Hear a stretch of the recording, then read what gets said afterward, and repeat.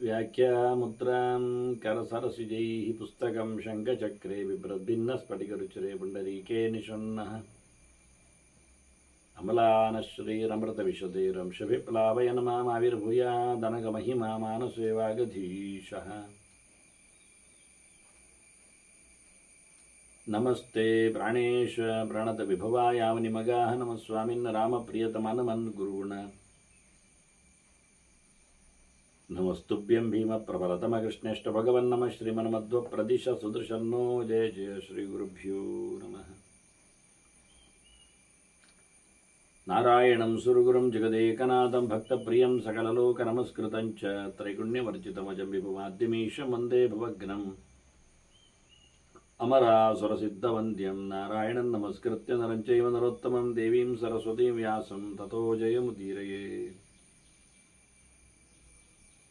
ವೇದವ್ಯಾಸುರ ಮಹಾಭಾರತದ ಚಿಂತಕರಿಗೆ ವಂದನೆಗಳು. ಶಾಂತಿ ಪರ್ವದ 348ನೆಯ ಪ್ರವಚನ. ಜ್ಞಾನದ ಶ್ರೈಷ್ಠ್ಯವನ್ನು ವೇದವ್ಯಾಸರು ಶುಕನಿಗೆ ತಿಳಿಸಿಕೊಟ್ರು. ಹಾಗಾಗಿ ಜ್ಞಾನಿಯ ಸ್ಥಾನಮಾನ ಏನು, ಯಾವುದರ ಅರಿವು ಅತ್ಯಂತ ಪ್ರಶಸ್ತವಾಗಿದೆ ಅಂತ ಇಡೀ ಲೋಕದಲ್ಲಿನ ಒಂದು ಏರುಪೇರುಗಳನ್ನು ಹೇಳಿದ.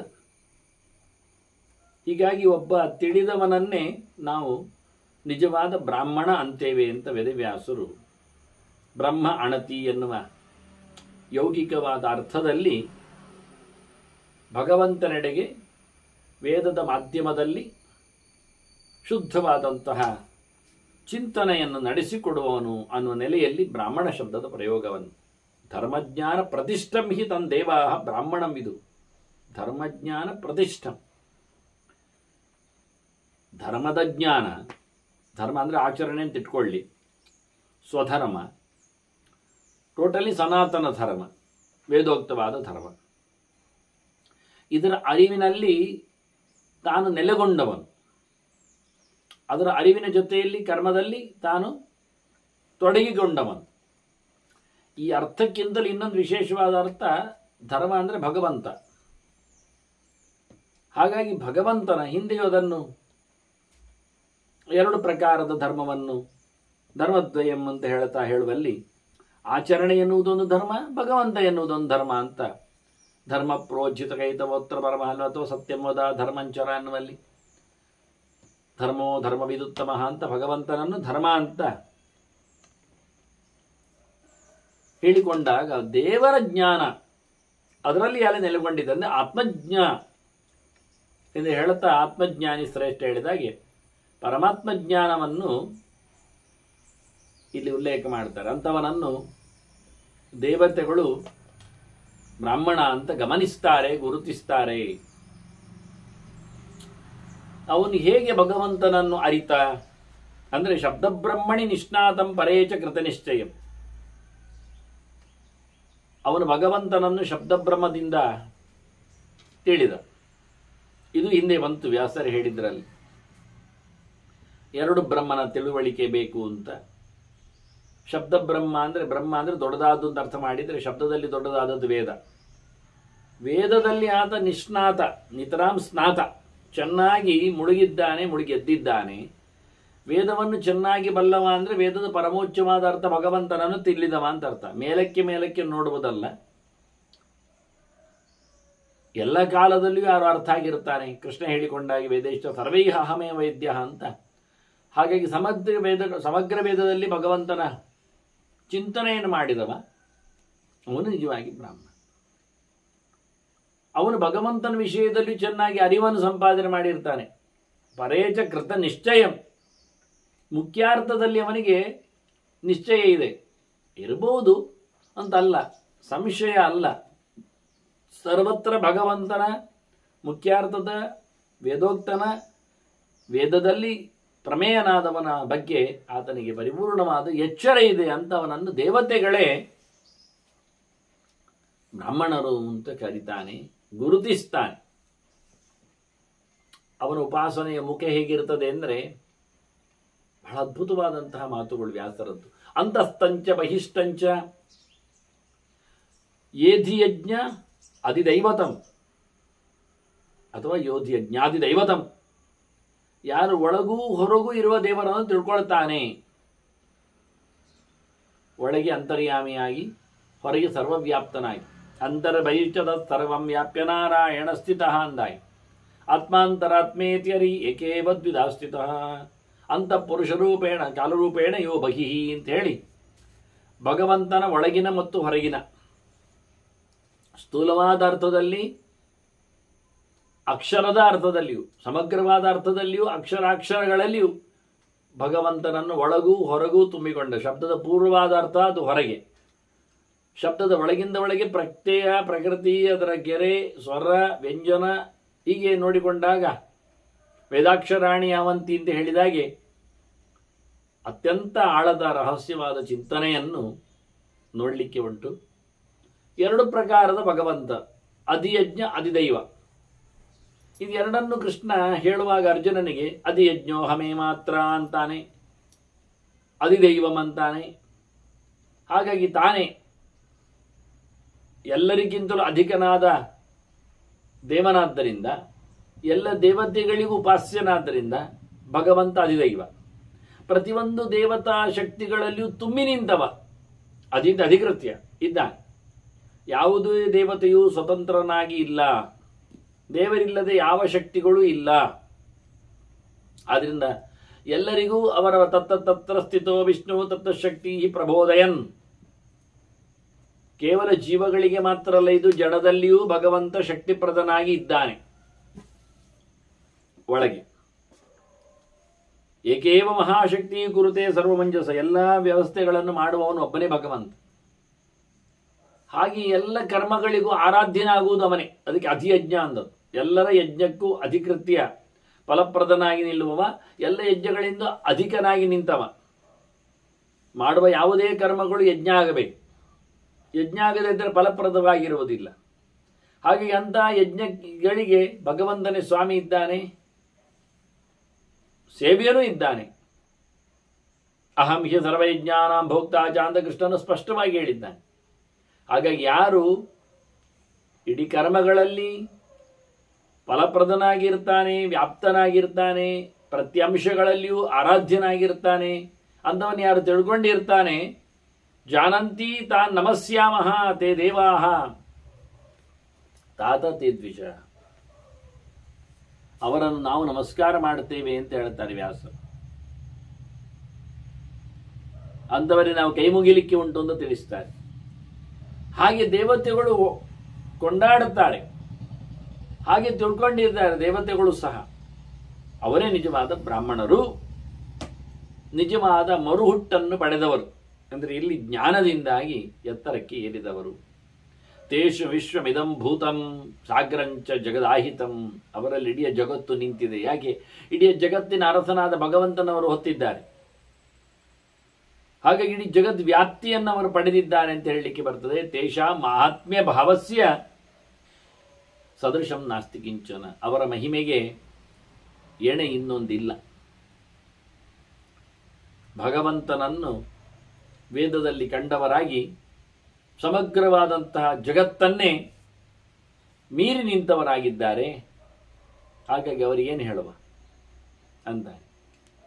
ಆದಿಂತೆ ನಿಧನಂ ಚೈವ ಕರ್ಮ ಚ ಅವೇಕ್ಷ್ಯ ಸರ್ವಶಃ ಚತುರ್ವಿಧಸ್ಯ ಭೂತಸ್ಯ ಸರ್ವಶೇಷಾಃ ಸ್ವಯಂಭುವ. ಅವರವರ ಬಾಡಿಗೆ ಇರಲಿಕ್ಕೆ ಬರ್ತದೆ. ಯಾರು ಹಂಗೂ ಇಲ್ಲದೆ ಇರ್ತಾರೆ, ಭಗವಂತನ ಕೃಪೆಯಿಂದ ಎಲ್ಲಕ್ಕೂ ಒಡೆಯರಾಗಿ, ಎಲ್ಲರ ಕರ್ಮಗಳಿಗೆ ಅವರು ಬಾಧ್ಯರಾಗಿ, ಅದರ ಫಲವನ್ನು ಉಣ್ಣುವವರಾಗಿ, ಹುಟ್ಟು ಸಾವುಗಳನ್ನು ಕಳಚಿಕೊಂಡು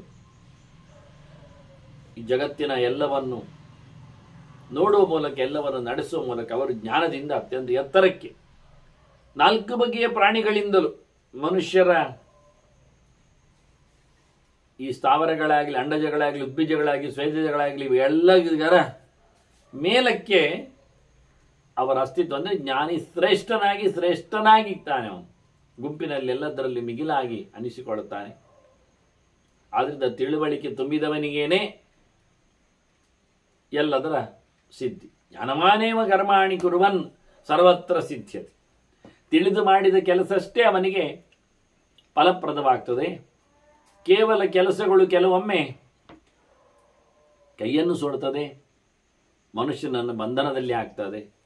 ಅದನ್ನ ಖಾಲಿ ಕೆಲಸಗಳು ಕೆಲಸ ಮಾಡುವುದಿಲ್ಲ, ಅರಿವಿನೊಂದಿಗೆ ಕರ್ಮಗಳು ಫಲಪ್ರದವಾಗ್ತವೆ. ಅಂತಹ ಅರಿವನ್ನು ಪಡೆಯುವ ರೀತಿ ಕೊಡುವ ಬಗೆ ಅದು ಬ್ರಾಹ್ಮಣರಿಗೆ ಹೇಳಿಸಿದ್ದು. ಅಧ್ಯಯನ ಅಧ್ಯಾಪನ ಎನ್ನುವುದು ಪ್ರಧಾನವಾಗಿ.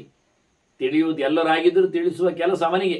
ಏಷಾ ಪೂರ್ವತರ ವೃತ್ತಿ, ಹೇಳುವುದವನಿಗೆ ಹಳೆಯ ವೃತ್ತಿ ಅದು. ವೇದ ಹೇಳಿದ ಕಥೆ ಅದು, ಪ್ರಾಚೀನವಾದ ಕ್ರಮ. ಇನ್ನೊಬ್ಬರಿಗೆ ತಿಳಿಸುವುದು, ತಿಳಿಸಲಿಕ್ಕೆ ಹೋಗುವಾಗ ತಿಳ್ಕೊಂಡಿರುವುದು, ತಿಳಿಯದೆ ಹೋದಾಗ ಮತ್ತೆ ತಿಳಿಯುವಂಥದ್ದು. ಯಾವ ಜೀವಮಧೀತೆ ವಿಪ್ರಹ ಅಂತ ವೇದ ಹೇಳಿದಾಗೆ ಯಾವತ್ತೂ ಕಲೀಲಿಕ್ಕೆ ಇರುತ್ತದೆ, ಮುಗಿಯುವುದು ಅಂತಿಲ್ಲ. ಆಯುಷ್ಯ ಮುಗಿತದೆ, ಹೊತ್ತಗೆಗಳು ಮುಗಿಯುವುದಿಲ್ಲ.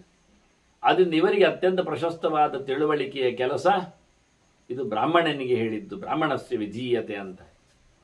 ಅಂತಹ ಕರ್ಮಗಳಲ್ಲಿ ಅವರು ಭಗವಂತನ ಎಚ್ಚರವನ್ನು ಸಂಪಾದನೆ ಮಾಡಲಿಕ್ಕಾಗ್ತದೆ. ತತ್ರ ಚೇ ನಭವೇ ದೇವಂ ಸಂಶಯ ಕರ್ಮ ನಿಶ್ಚಯ. ತಿಳಿದು ಮಾಡುವುದಿಲ್ಲ ಅಂತಾದರೆ ಕರ್ಮ ನಿಶ್ಚಯ ಆಗುವುದಿಲ್ಲ. ನೋಡಿ, ನಾನೇ ಇಲ್ಲದೆ ಕರ್ಮ ಮಾಡುತ್ತೇನೆ ಅಂದರೆ, ಹಸಿವೆ ಆಗಿದೆ, ಊಟ ಮಾಡಲಿಕ್ಕೆ ಉಂಟು, ಉಗ್ರಾಣಕ್ಕೆ ಹೋಗಿದ್ದೇವೆ, ಸೊತ್ತುಗಳೆಲ್ಲೇ ಇರುವುದು ಅಂತ.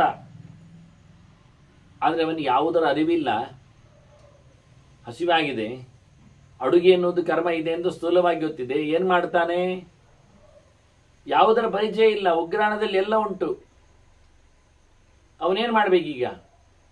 ಸಿಹಿ ಮಾಡಬೇಕು ಅಂತೇಳಿ ಬಿಳಿಯ ಸೊತ್ತು ಅದು ಸಿಹಿಯಾಗಿದ್ದದ್ದು ಅಂತ ತಿಳ್ಕೊಂಡಿದ್ರೆ, ಅರ್ಧಂಬರ್ಧ ತಿಳಿದಿದ್ರೆ ಒಂದಿಷ್ಟು ಉಪ್ಪು ಸೇರೆ ಹಾಕ್ತಾನೆ. ಹೇಗಾಗ್ತದೆ ಪಾಯಸ? ಏನು ಊಟ ಮಾಡಬಹುದು? ಅರಸಿನ ಹುಡಿ ಅಂತೇಳಿ ಮೆಣಸಿನ ಹುಡಿ ಹಾಕಿದ್ರೆ ಒಂದಿಷ್ಟು ರಾಶಿ ಯಾರು ಕುಡಿಬೇಕು? ಸಾರ ರಸವ ಎಲ್ಲ. ಅದರಿಂದ ಅರಿವು ಇಲ್ಲದಿದ್ದರೆ ಕರ್ಮದಲ್ಲಿ ನಿಶ್ಚಯ ಆಗುವುದಿಲ್ಲ. ಏನು ಮಾಡಲಿಕ್ಕುಂಟು, ಏನು ಮಾಡಲಿಕ್ಕಿದೆ. ಅವನಿಗೆ ಸಾವಿಗೆ ಬೇಕಿತ್ತಂತೆ, ಸೇವಿಗೆ ಪಾಯಸಕ್ಕೆ. ಆಗೇನು ಮಾಡಿಕೊಂಡಿದ್ದಾನೆ ಸೇವಿಗೆಯನ್ನವನು? ಏನು ತಿಳ್ಕೊಂಡಿದ್ದಾನೆ? ಏನು ಗೊತ್ತಿಲ್ಲ ಆಗಿದೆ. ಯಾವ ಹಿಟ್ಟಿನಿಂದ ಏನು ಮಾಡುವುದು, ಹಿಟ್ಟಿನಿಂದ ಮಾಡುವುದು, ಕಾಳಿನಿಂದ ಮಾಡುವುದು, ಎಲ್ಲ ಒಂದಿಷ್ಟು ಪಾತ್ರೆ ಮೇಲೆ ನೀರೆಲ್ಲ ಹಾಕ್ಕೊಂಡು ಏನೋ ಗುದ್ದಾಡ್ತಾ ಇದ್ದಾನೆ, ಒದಾಡ್ತಾ ಇದ್ದಾನೆ. ಅವು ತಿಳ್ಕೊಂಡಿದ್ದಾನೆ ಸಣ್ಣ ಗಿಡ ಲಟ್ಟಣಿಗೆಯಲ್ಲಿ ಲಟ್ಟಿಸಿದ್ರೆ ಸಾವಿಗೆ ಆಗ್ತದೆ ಅಂತ. ಅವನಿಗೇನು ಗೊತ್ತು? ಅವನು ಕೋಡುಬಳೆ ಮಾಡಿ ಗೊತ್ತು, ಅಥವಾ ಕಾರಕಡ್ಡಿ ಮಾಡಿ ಗೊತ್ತು, ಅವನು ಚಕ್ಕುಲಿ ಮಾಡಿ ನೋಡಿದ್ದಾನಷ್ಟೇ. ಇನ್ನೇನು ಆಚಿನ ಕತೆ ಗೊತ್ತಿಲ್ಲ. ಹೀಗಾಗಿ ಸಿಕ್ಕಿಬಿದ್ದ. ಅದೊಂದು ಬೇರೆಯೇ ಯಂತ್ರ ಇದೆ, ಚಕ್ಕುಲಿ ಅಂತೆ, ಕಾರಗಡ್ಡಿ ಅಂತೆ, ಅದಕ್ಕೊಂದು ಬೇರೆ ಇದೆ ಎನ್ನುವ ಎಚ್ಚರ ಇಲ್ಲದವನು ಅದರಲ್ಲೇ ಒದ್ದಾಡ್ತಾನೆ ಕೆಲವೊಮ್ಮೆ. ಹಾಗೆ ಇದು ಸುಮ್ಮನೆ ನಿಶ್ಚಯ ಇಲ್ಲ ಹೇಳಲಿಕ್ಕೆ ಸಂಶಯದ ಪ್ರವೃತ್ತಿಯಲ್ಲಿ ಕೆಲವು ಉದಾಹರಣೆಗಳು ಪರಿಪೂರ್ಣವಾದ ವ್ಯತ್ಯಾಸವೇ ಇರ್ತದೆ. ಜ್ಞಾನವೇ ಇಲ್ಲ ಅಂತಾಗಿದ್ರೆ, ಅರಿವೇ ಇಲ್ಲ ಅಂತಾದರೆ ಕರ್ಮ ಮಾಡುವುದೇ ಅಂದರೆ ಏನು ಮಾಡಲಿಕ್ಕಾಗತ್ತೆ ಕೇಳ್ತಾರವ್ರು. ಏನು ನಡೆಸಿಕೊಡುತ್ತಾನೆ? ಇಂದು ಕರ್ಮ ಸ್ವಭಾವೋ ಎಂ ಜ್ಞಾನಕರ್ಮೇತಿ ವಾ ಪುನಃ ಇಲ್ಲ. ಅದು ತನ್ನಷ್ಟಕ್ಕೆ ಆಗಿ ಹೋಗ್ತದೆ ಅಂದರೆ ಹಿಂದೆ ಬಾರಿ ಹೇಳಿ ಆಗಿದೆ, ಸ್ವಭಾವವಾದವನ್ನು ಖಂಡಿಸಿ ಆಗಿದೆ. ಉಗ್ರಾಣ ಇದೆ, ಹಸಿವಿದೆ ಅಂತ ತಕ್ಷಣ ಅಲ್ಲಿ ಹೋಗಿ ಕೂತ ತಕ್ಷಣ ನಮಗೆ ಹೊಟ್ಟೆ ತುಂಬುವುದಿಲ್ಲ.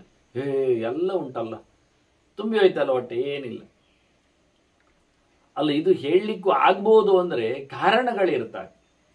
ಈಗ ರೋಗ ಇದೆ ಮನುಷ್ಯನಿಗೆ, ಏನೋ ಸಣ್ಣ ಪುಟ್ಟ ಕಾಯಿಲೆ ಅಂತ ತಿಳ್ಕೊಳ್ಳಿ, ಏನು ಸುಸ್ತಾಗುವುದು, ಕೆಲವೊಮ್ಮೆ ತಲೆ ಚಕ್ಕರ್ ಬರುವುದು, ಅಥವಾ ಶೀತ ಆದಾಗೆ ವಾತ ಆದಾಗೆ ಮೈ ಭಾರ ಆಗಿ ಅನಿಸುವುದು ಅಂದಾಗ ಅವನು ಮಂದಲೆ ಶಾಪಿಗೆ ಹೋಗಿ ಕೂತ್ರಾಯ್ತು, ಔಷಧದ ಅಂಗಡಿಗೆ ಹೋಗಿ ಕೂತ್ರಾಯ್ತು.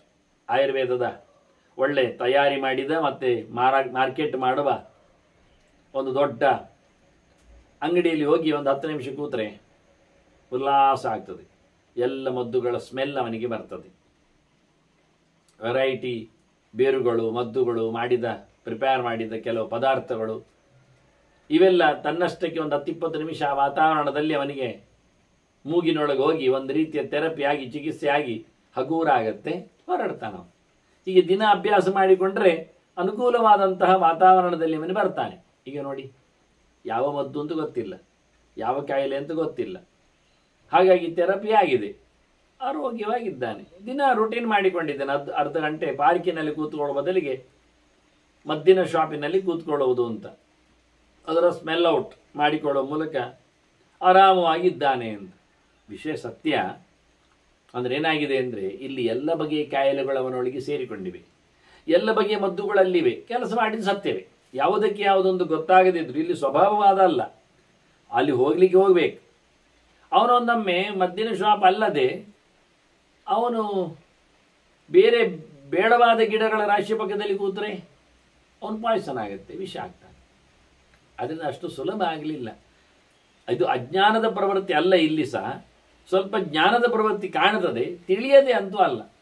ಖಾಲಿ ತನ್ನಷ್ಟಕ್ಕೆ ಸ್ವಭಾವವಾದಲ್ಲಿ ಆಗುವುದಿಲ್ಲ ಅಂತ ಕಳೆದ ಬಾರಿ ಬಹಳಷ್ಟು ವ್ಯಾಸರು ಅಡುಗೆಯ ತಯಾರಿಯ ಬಗ್ಗೆ ಆಗಲಿ, ಕೃಷಿಯ ನೆಲದ ವಿಷಯ ಚಿಂತನೆ ಆಗಲಿ ಅದನ್ನು ಹೇಳಿದ್ದಾರೆ.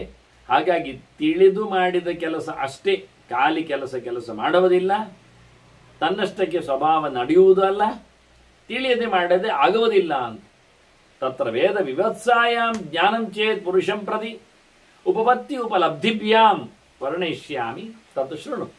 ಹಾಗೊಂದೊಮ್ಮೆ ನಿನಗೆ ವೇದದ ಚಿಂತನೆಯಲ್ಲಿ ಅಂತಹ ಜ್ಞಾನವನ್ನು ಸಂಪಾದನೆ ಮಾಡಬೇಕೆನ್ನುವ ರೀತಿ ಇದ್ರೆ, ಯಾಕೆಂದರೆ ಕೆಲವರಿಗೆ ವೇದ ಓದಿದ್ರೂ ಅರ್ಥ ಆಗುವುದಿಲ್ಲ ಅಂತಾರೆ. ವೇದ ಯಾವತ್ತಿದ್ದದ್ದು ಕೆಲವರಿಗೆಲ್ಲ ಅದೆಲ್ಲ ಕಷ್ಟ, ಅಪ್ಡೇಟ್ ಅಂತ ಒಂದು ವಿಷಯ. ವೇದಕ್ಕೆ ಕೋಟ್ಯಂತರ ವರ್ಷಗಳ ಕಾಲವನ್ನು ಋಷಿಯ ದರ್ಶನದಲ್ಲೇ ಹೇಳುತ್ತೇವೆ. ಈಗ ಎಲ್ಲಿದ್ದಾರೆ ವಸಿಷ್ಠ ವಾಮದೇವಾದಿಗಳೆಲ್ಲ? ಯಾವತ್ತವರು ಕಂಡದ್ದೆಲ್ಲ ನಾವಿವತ್ತು ಓದ್ತಾ ಇಲ್ವಾ? ಹಾಗಾಗಿ ಅವರ ಕಾಲದಲ್ಲಿ ಅವರು ಕಂಡಂತಹ ಸತ್ಯಗಳು ಆಗಿನ ವಾತಾವರಣಕ್ಕೆ ಅನುಗುಣವಾದದ್ದು. ಇಲ್ಲಿ ಈಗ ಹೇಗೆ ಪ್ರಸ್ತುತ, ಅದಕ್ಕೆ ಬೇರೆ ಏನೋ ಅರ್ಥ ಹುಡುಕ್ಬೇಕು ಮತ್ತೆ ಅಲ್ವಾ? ಮತ್ತೇನೋ ರೀತಿಯಲ್ಲಿ ಅದರ ಕರ್ಮವನ್ನು ನಡೆಸಬೇಕಲ್ಲ ಅನ್ನುವ ನೆಲೆಯಲ್ಲಿ ಹೆಚ್ಚು ಜನರಿಗೆಲ್ಲ ವೇದದ ಬಗ್ಗೆ ಒಂದು ವಿಪರೀತವಾದ ಜಿಜ್ಞಾಸೆ. ಮನುಷ್ಯ, ವಿಶ್ವ, ಭಗವಂತ. ಅಂದರೆ ಮನುಷ್ಯ ಅಂದರೆ ನಾನು ಮನನಶೀಲನಾದ ಒಬ್ಬ ಸಾಧಕ ಅಂತ ಇಟ್ಕೊಂಡಿದ್ದೇನೆ, ಪ್ರಯತ್ನಶೀಲ. ಅಂತ ಪ್ರಯತ್ನಕ್ಕೆ ಫಲ ಕೊಡತಕ್ಕ ಸ್ವಾಮಿ ಭಗವಂತ, ನಡುವೆ ಮಾಧ್ಯಮವಾಗಿ ವೇದಗಳು. ಇದು ಒಂದೇ ಬಗೆ ಅಲ್ವಾ? ದೇವರು ವ್ಯತ್ಯಾಸ ಆಗ್ತಾನೆ? ಇಲ್ಲ. ಫಲ ಎಲ್ಲರಿಗೂ ಒಂದೇ ಬಗೆ ಅಲ್ವಾ ಬೇಕಾದ್ದು? ಇಲ್ಲಪ್ಪ, ನನಗೆ ಬೇಕಾದ್ದು ಈಗಕ್ಕೆ ಅದು ಬೇರೆ, ಆಗಕ್ಕೆ ಅದು ಬೇರೆ. ನಾನು ಬಾಲ್ಯದಲ್ಲಿದ್ದಾಗ ನನಗೆ ಸಿಹಿ ತಿಂಡಿಗಳು ಬೇಕಾದವು, ಈಗ ಯೌವನದಲ್ಲಿ ಬಂದಾಗ ಹೆಣ್ಣು ಗಂಡುಗಳ ಆಸೆಗಳು ಬಂದಾವು, ಮುದುಕನಾದಾಗ ಅದು ಎರಡೂ ನಿಲ್ಲದೆ ಹೋದಾವು. ಆಗ ಹರಿಕತೆಗೋ ಅದು ಇನ್ನೇನೋ ಪಟ್ಟಾಂಗಕ್ಕೋ ಸೇರಿಯಾ ಅಂದರೆ ಬದಲಾಗುವುದರಿಂದ ನಿಮ್ಮ ವೇದ ಬದಲಾಗಬೇಕಾಗತ್ತೆ. ಅದು ಊಟವ? ಬಾಲ್ಯದಲ್ಲಿ ಮಣ್ಣಿದ್ದಾಗೆ, ಯಮನದಲ್ಲಿ ಚಕ್ಕಲಿ ಬಂದಾಗೆ, ಮುದಿತನದಲ್ಲಿ ಮತ್ತೆ ದ್ರವ ಪದಾರ್ಥಕ್ಕೆ ಹೋದಾಗೆ ಏನು ವೇದ? ನೋಡಿ, ನಿಮಗೆ ಬೇಕೆನ್ನುವುದು ಏನೊಂದು ಪರಮೋಚ್ಚವಾದ ಕಥೆ ಕೇಳ್ತೇವೆ ನಾವು. ಏನದು? ಆನಂದ, ಸುಖ, ಸಮೃದ್ಧಿ. ಅದು ವೇದ ಕೊಡ್ತದೆ. ಅದು ಎಲ್ಲರಿಗೂ ಬೇಕು, ಯಾವ ಕಾಲದಲ್ಲಿ ಬೇಕು, ಎಲ್ಲಿದ್ದವರಿಗೆ ಬೇಕು. ಇದರಲ್ಲಿ ದೇಶ ಕಾಲಗಳ ಪಾತ್ರಗಳ ವ್ಯವಸ್ಥೆಗಳು ವಿವೇಕಗಳು ಇಲ್ಲ. ಇದು ಸನಾತನ ಅಂದರೆ. ಈಗ ಸುಳ್ಳು ಹೇಳಬೇಕು, ಹಾಗಾದರೆ ನ್ಯಾಯಾಂಗದ ಕಥೆ ಏನು? ಅದನ್ನು ಯಾವ ಕಾಲಕ್ಕೂ ಸತ್ಯ ಹೇಳುವುದೆನ್ನುವುದನ್ನು ಬದಲಾಯಿಸಲಿಕ್ಕೆ ಬರುವುದಿಲ್ಲ. ಒಬ್ಬ ಋಷಿ ಸತ್ಯ ಮಾತನ್ನು ಆವಿಷ್ಕಾರ ಮಾಡ್ತಾನೆ ಅಂದರೆ ಅದು ಔಟ್ಡೇಟ್ ಆಗೋದು ಹೇಗೆ? ಅಪ್ಡೇಟ್ ಯಾಕೆ ಆಗಬೇಕದು? ಹೀಗೆಲ್ಲ ಶಾಶ್ವತ ಮೌಲ್ಯಗಳ ಬಗ್ಗೆ ಚಿಂತನೆಯನ್ನು ವೇದ ಕೊಡುತ್ತೆ. ಇವತ್ತಿಗೆ ಬೇಕಾದದ್ರಲ್ಲಿ ಪಡೀಲಿಕ್ಕೆ ಆಗ್ತದೆ ಎನ್ನುವುದನ್ನು ಹೇಳ್ತಾರೆ ಹೊರತು. ಹಾಗಾಗಿ ವೇದದ ಚಿಂತನೆಯನ್ನು ನೀನು ಜ್ಞಾನವನ್ನು ಪಡೆಯುವಲ್ಲಿ ತರ್ತಿ ಅಂತಾದರೆ ನಿನಗೆ ನಾನು ಎರಡು ಮಾರ್ಗ ಹೇಳುತ್ತೇನೆ, ಬೇರೆ ಬೇರೆ ಅಲ್ಲ. ಒಂದು ಉಪಪತ್ತಿ, ಕೂಡಿಸುವ ಬಗೆ. ಇನ್ನೊಂದು ಉಪಲಬ್ಧಿ, ಪಡೆಯುವ ರೀತಿ. ಅಂದರೆ ಪ್ರತ್ಯಕ್ಷ ಮತ್ತು ಅನುಮಾನ, ಕಾರಣದ ಜಿಜ್ಞಾಸೆ ಮತ್ತು ಪ್ರತ್ಯಕ್ಷ. ಕೆಲವೊಮ್ಮೆ ಒಟ್ಟೊಟ್ಟಿ ಇರ್ತದೆ. ಒಂದು ಸಣ್ಣ ಮಗುವನ್ನು ನೋಡಿದಾಗ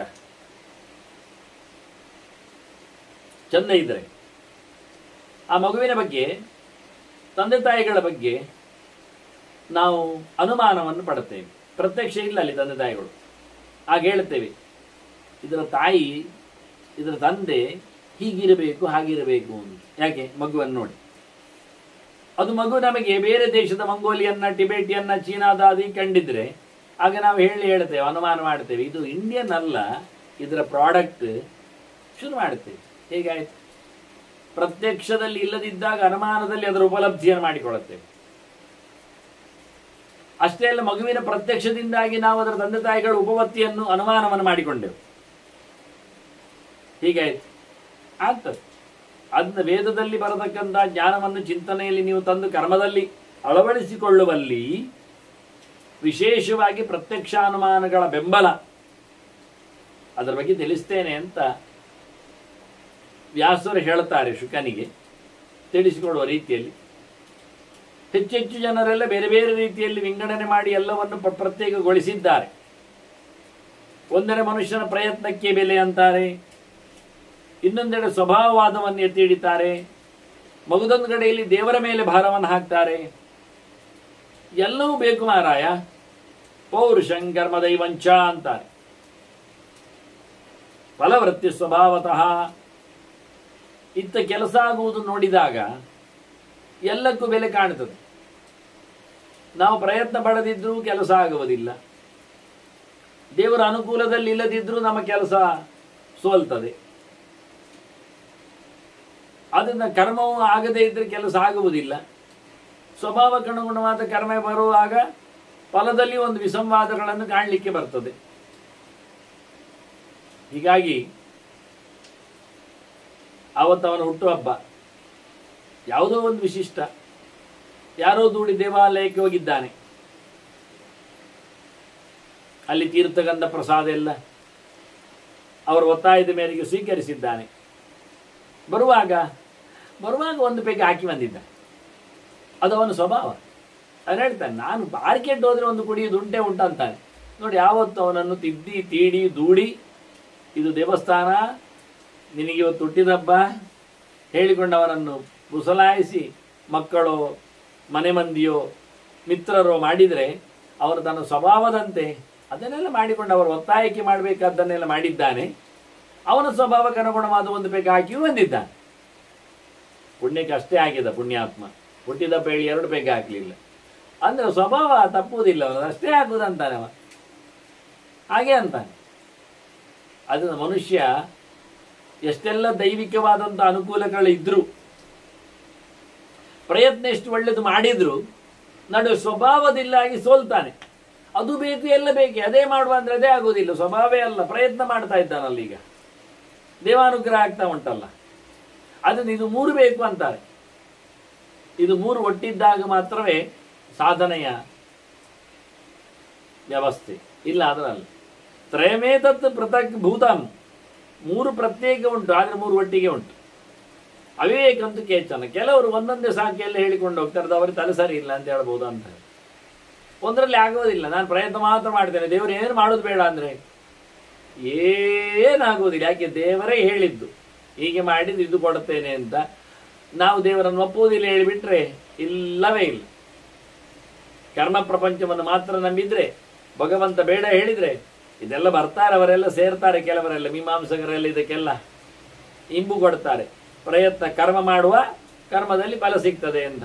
ದೇವರ ಮತ್ತೆ ಏನು ಬೇಕಾಗಿಲ್ಲ ಅಂತ ಅವ್ರು ಹೇಳುದು. ಹಾಗೆ ಕರ್ಮದಲ್ಲಿ ದೇವರು ಗ್ಯಾರಂಟಿ ಅಲ್ವಾ?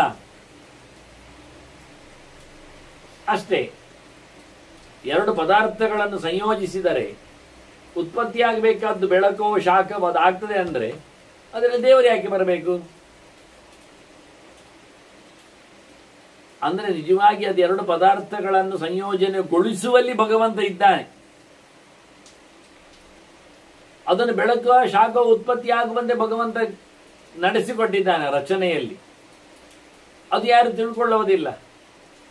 ಇಲ್ಲಾದ್ರೆ ಅದು ಹೇಗಾಗಬೇಕು? ಔಷಧವನ್ನು,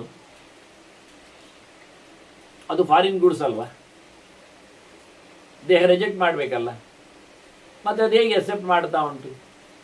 ಅದು ಒಂದು ಕಥೆಯೇ. ರೋಗ ಹೇಗೆ ಬಂತು, ರೋಗ ಹೇಗೆ ಹೋಯಿತು, 2 ಜಿಜ್ಞಾಸ್ಯ ವಿಷಯವೇ. ಬರಲಿಕ್ಕೆ ಬರಬಾರ್ದಲ್ಲ, ನಾವು ಶೀಲ್ಡ್ ಅಲ್ಲ. ಯಾವುದೇ ರೋಗಾಣುಗಳು ಆಕ್ರಮಣ ಆಗದಂತೆ ನಮ್ಮಲ್ಲಿ ಇರತಕ್ಕಂತಹ ಸೋಲ್ಜರ್ಸ್ಗಳು ಇರ್ತಾರೆ ಎಂದು. ಹಾಗಾದ್ರೆ ರೋಗ ಬರಲಿಕ್ಕಿಲ್ಲ. ಸರಿ, ರೋಗ ಬಂದಿದೆ, ಇನ್ನವುಗಳನ್ನು ಕೊಲ್ಲಿಕ್ಕೆ ನಾವು ಮತ್ತೆ ಪುನಃ ವಿರೋಧಿಗಳನ್ನು ಸೃಷ್ಟಿಸುವ ಕಥೆ ಹೇಗೆ? ಅದು ದೇಹದಲ್ಲಿ ಹೇಗೆ ಸೃಷ್ಟಿ ಆಗಬೇಕು? ಯಾಕಾಯ್ತು? ಅದು ಫಾರಿನ್ ಯಾಕೆ ಆಗುವುದಿಲ್ಲ?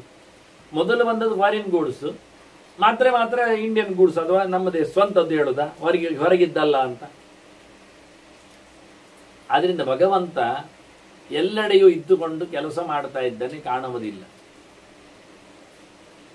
ಇಷ್ಟಾದರೂ ನಮ್ಮ ಕರ್ಮದಲ್ಲಿ ಕೆಲಸ ಆಗುವುದಿಲ್ಲ. ಅದು ತಕ್ಕುದಾಗಿ ಇಲ್ಲದಿದ್ದಾಗ, ಪ್ರಯತ್ನ ವಿಪರೀತ ಆದಾಗ, ಒಂದಕ್ಕೊಂದು ಇನ್ನು ಮುಂದೆ ಆದರೆ ಏನಾಗ್ತದೆ? ಅಡುಗೆ ಮಾಡಿದವರಿಗೆ ಚೆನ್ನಾಗಿ ಗೊತ್ತು. ಸಾರಿಗೆ ರುಚಿ ಬರಲಿಕ್ಕೆ ಇಂಗು ಯಾವಾಗ ಹಾಕಲಿಕ್ಕೆ, ಕೊತ್ತಂಬರಿ ಸೊಪ್ಪು ಯಾವತ್ತು ಎಸಿಲಿಕ್ಕೆ, ಹಾಕಲಿಕ್ಕೆ ಹೇಳೋದು ನಾನು, ಅದು ಬಿಸಿ ಇರ್ತದಲ್ಲ ಪಾತ್ರ, ಅದನ್ನು ಎಸಿಲಿಕ್ಕೆ ಉಪ್ಪು ಎಷ್ಟು ಹಾಕುವಂಥದ್ದು ಯಾವ ಹೊತ್ತಿಗೆ, ಅರಸಿನ ಎಷ್ಟು ಹೊತ್ತಿಗೆ ಅದಕ್ಕೆ ಬಿರ್ಕಲಿಕ್ಕೆ ಉಂಟು, ಇವೆಲ್ಲ ಅವರಿಗೆ ಗೊತ್ತುಂಟು. ಅದು ಆಚೀಚೆ ಆಗಲಿ ಪರವಾಗಿಲ್ಲ ಅಂದರೆ, ಪರವಾಗಿಲ್ಲ ಅಂದರೆ ನಿಮ್ದು ಹಾಳಾಗತ್ತೆ. ಮೊದಲೇ ಉಪ್ಪು ಹಾಕಿಬಿಡಿ, ಬೇಳೆ ಬೇಯುವುದೇ ಇಲ್ಲ. ಕೆಲವೊಮ್ಮೆ ಬೇಳೆ ಬೆಂದ ಬಳಿಕ ಉಪ್ಪು ಹಾಕುವುದುಂಟು. ಹಾಗೆ ಕೆಲವೆಲ್ಲ ಟ್ರಿಕ್ಸ್ಗಳಿವೆ ಅದಕ್ಕೆ. ಹುಳಿ ಯಾವತ್ತು ಹಿಂಡಲಿಕ್ಕೆ, ಹುಳಿ ಹಿಂಡುವುದಲ್ಲ ರೀ, ಹಾಕುವುದು. ಆಯ್ತು, ಹುಳಿ ಹಾಕುವುದು ಯಾವಾಗ? ಕೆಲವರಿಗೆ ಹುಳಿ ಹಾಕುವುದು ಹಿಂಡುವುದು ಅದು ಗೊತ್ತಿಲ್ಲ, ಏನು ಮಾಡುವುದು? ಆದ್ದರಿಂದ ರುಚಿಯನ್ನು ತರುವಲ್ಲಿ ಪ್ಲೇಸ್ಮೆಂಟ್ಸ್ಗಳೆಲ್ಲ ಉಂಟಲ್ಲ, ಇದೇ ಭಗವಂತನದ್ದು ಕರ್ಮದಾಟ. ನಾವು ಮಾಡಿದ ತಕ್ಷಣ ಕರ್ಮ ಕೆಲಸ ಆಗುವುದಿಲ್ಲ, ಹಿಂದೆ ಮುಂದೆ ಆದರೂ ಹೆಚ್ಚು ಕಡಿಮೆ ಆಗ್ತದೆ ಕರ್ಮದಲ್ಲಿ. ಪೂಜೆ ಕೂತಿದ್ದಾನೆ, ಆರತಿ ಮೊದಲು ಮಾಡಿದ, ಅವರು ತಂದಿಟ್ಟಿದ್ದಾರೆ ಅಂತ ಹೇಳಿದ, ಹೊತ್ತಿಸಿಕೊಟ್ರು ಅಂತ ಅಂದ. ಮತ್ತೆ ಅವರು ಕೂತಿರ್ತಾರೆ, ಹೇಳ್ತಾರೆ, ಮತ್ತೆ ಗಂಟೆ ಹೊಡೆಯರು ಹೇಳಿದ, ನಾವು ಮತ್ತೆ ಹೋಗ್ಲಿಕ್ಕೆ ಉಂಟು ಅಂದ. ಆಯ್ತು, ಹೊಡೀರಿ ನೀವು, ಪೂಜೆ ಮಾಡಿ ಬಿಡುವ. ಮತ್ತೆ ಇನ್ನು ಶುರು ಮಾಡಿದ್ದಾನೆ ಶಂಖ ಪೂಜೆ ಅಂತ. ಏನು ಮಾಡುವ ಈಗ? ಇನ್ನು ನಿರ್ಮಾಲೆ ತೆಗಿಲಿಲ್ಲ ಅಂತಾರೆ, ಎಂತ ಹೇಳುವ ಈಗ? ಅದು ಪರವಾಗಿಲ್ಲ, ಅವ್ರು ಗಂಟೆ ಅವರಿಗೆ ಹೋಗ್ಲಿಕ್ಕೆ ಉಂಟಲ್ಲ, ಹೊಡೆದು ಹೋಗ್ಲಿ ಅವರು. ಸರಿ, ಅವ್ರ ಪಾಡಿ ಅವ್ರು ಹೊಡೆಯುವುದಿಲ್ಲ, ನಾನು ಆರತಿ ಮಾಡಿದ್ರೆ ಅವ್ರು ಹೊಡಿದ್ರು, ಅದಕ್ಕೆ ಆರತಿ ಮಾಡಿಟ್ಟೆ. ಇಂಥದ್ದಕ್ಕೆಲ್ಲ ಏನು ಹೇಳುವ ನಾವು? ಹಿಂದಕ್ಕೆ ಮುಂದಕ್ಕೆ, ಅದು ಊಟದ ಹಾಗೆಯಾ? ಹಿಂದಕ್ಕೆ ಮುಂದಕ್ಕೆ ಕರ್ಮದಲ್ಲಿ ಆಗುವುದಿಲ್ಲ. ಅದನ್ನ ಕರ್ಮತಂತ್ರ ಒಂದು ವಿಚಿತ್ರವಾಗಿದೆ. ಇದನ್ನೆಲ್ಲ ಚೆನ್ನಾಗಿ ತಿಳಿಲಿಕ್ಕಿದೆ. ಒಂದೇ ಸಾಕು ಅಂತ ಹೇಳಿಕೊಂಡು ಕರ್ಮ ಮಾತ್ರ ಸಾಕು, ಪ್ರಯತ್ನ ಮಾತ್ರ ಸಾಕು, ದೇವರು ಬೇಡ, ಅಪೂರ್ವ ಬೇಡ, ಪುಣ್ಯವೂ ಬೇಡ, ಪರಲೋಕವೂ ಇಲ್ಲ ಅಂತ ಹೇಳಿಕೊಂಡು ಚಾರ್ವಾಕರು ನಾಸ್ತಿಕರು ಮಾತಾಡ್ತಾರೆ. ಅವರು ಇದ್ದಾರೆ. ಮತ್ತು ಕರ್ಮಸ್ಥಃ ವಿಷಮಂ ಬ್ರೂಯು ಸತ್ವಸ್ಥಃ ಸಮದರ್ಶಿನ. ಸರಿ ಹೇಳುವುದಾದರೆ ಸರಿ ಹೇಳುವವರು ಸರಿ ಇರ್ತಾರೆ. ಸತ್ವಗುಣ ಪ್ರಚುರರಾದವರು, ಸಾತ್ವಿಕರು, ಸತ್ವನಿಷ್ಠರು ಅವರಿದ್ದಾರಲ್ಲ, ಅವರು ಚೆನ್ನಾಗಿ ನೋಡಿದ್ದಾರೆ, ಚೆನ್ನಾಗಿ ಹೇಳುತ್ತಾರೆ. ಈ ರಾಜಸ ತಾಮಸರು ಕರ್ಮವನ್ನು ಶ್ರೇಷ್ಠ ಅಂತಾರೆ, ಕರ್ಮವೂ ಇರಲಿ ಅಂತಾರೆ ರಾಜಸರು, ಆಗುವುದಾಗ್ತದೆ ಹೇಳ್ತಾರೆ ತಾಮಸರು, ಅದು ಚಾರ್ವಾಕರು. ಅವರು ಯಾವುದು ಬೇಡ, ಪುಣ್ಯ ಪಾಪ ಇಲ್ಲ, ಕಾಣುವ ಪ್ರಪಂಚ ಹೊರತುಪಡಿಸಿ ಇನ್ನೇನನ್ನು ಅವರು ಊಹಿಸುವುದೇ ಇಲ್ಲ ಯಾವುದಕ್ಕೂ. ಹೀಗಾಗಿ ರಾಜಸ ತಾಮಸರ ಏನೊಂದು ಬದುಕಿ ಇದೆ, ಅದು ಚೆನ್ನಾಗಿಲ್ಲ ಅಂತಾನೆ. ತ್ರೇತಾಯಾಮ್ ದ್ವಾಪರೇ ಚೈವ, ಮುಖ್ಯವಾಗಿ ನೋಡ್ಲಿಕ್ಕೆ ಹೋದ್ರೆ ಕಲಿಜಾಶ್ಚ ಸ ಸಂಶಯ. ತ್ರೇತಾಯುಗದವರು, ದ್ವಾಪರದವರು, ಕಲಿಯುಗದವರು ಎಲ್ಲರೂ ಸಹ ಸಂಶಯಗ್ರಸ್ತರೇ, ಸರಿಯಾಗಿ ನೋಡಿಕೊಂಡವರಲ್ಲ, ಗೊತ್ತಿಲ್ಲ ಅವರಿಗೆ. ಹಾಗಾಗಿ ಏನು ಮಾಡುವ? ಸತ್ಯಯುಗದವರು ಮಾತ್ರ, ಕೃತಯುಗದವರು ಮಾತ್ರ ತಪಸ್ವಿನಃ ಪ್ರಶಾಂತಾಶ್ಚ ಸತ್ವಸ್ಥಾಶ್ಚ ಕೃತಯುಗಿ. ಅವರು ಸಾತ್ವಿಕರಾಗಿದ್ರು, ಸತ್ವಗುಣ ಪ್ರಚುರರಾಗಿದ್ರು, ಸತ್ವನಿಷ್ಠೆ ಅವರಲ್ಲಿತ್ತು. ಹಾಗಾಗಿ ಅವರು ಪ್ರಶಾಂತಾತ್ಮರು, ಕಾಮ್ ಆ್ಯಂಡ್ ಕ್ವೈಟ್.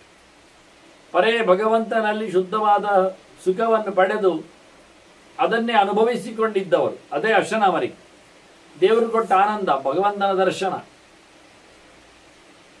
ತಪಸ್ಸು.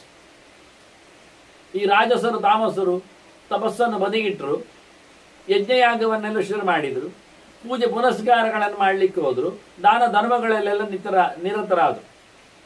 ಇದು ಒಳ್ಳೆಯದಲ್ವ ಕೇಳಿದರೆ? ಅದು ಪರಮಶುದ್ಧ ಸತ್ವ ಅಲ್ಲ, ಅದರಲ್ಲಿ ರಾಜಸ ತಾಮಸ ಉಂಟು.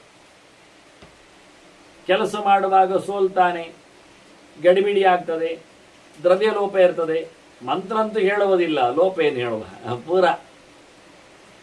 ಇನ್ನು ಅದರ ಮಧ್ಯೆಯಲ್ಲಿ ಆಸೆ ಆಕಾಂಕ್ಷೆಗಳಿರ್ತಾವೆ, ಬಯಕೆಗಳು ಮೂಡ್ತಾವೆ.